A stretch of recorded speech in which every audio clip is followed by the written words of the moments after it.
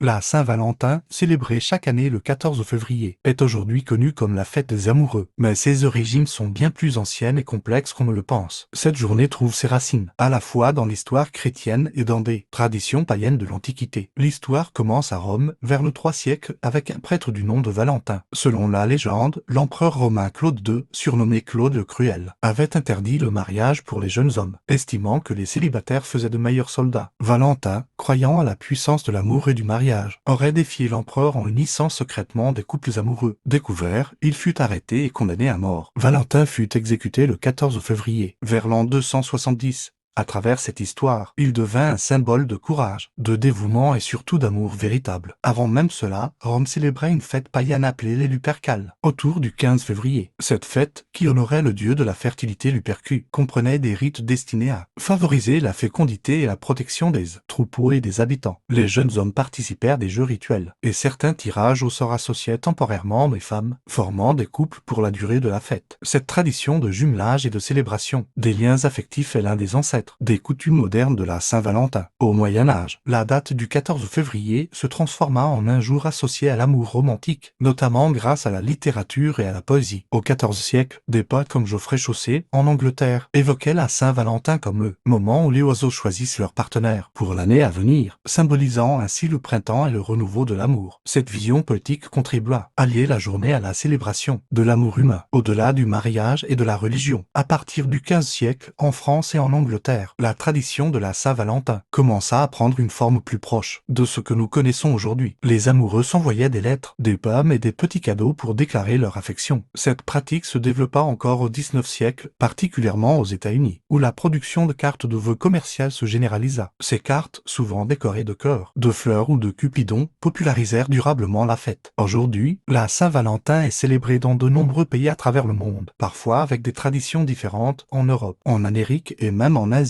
Les couples échangent des fleurs, des chocolats, des bijoux ou des mots doux. La fête a ainsi évolué d'une commémoration religieuse et d'ancien rite païen à une véritable célébration universelle de l'amour sous toutes ses formes.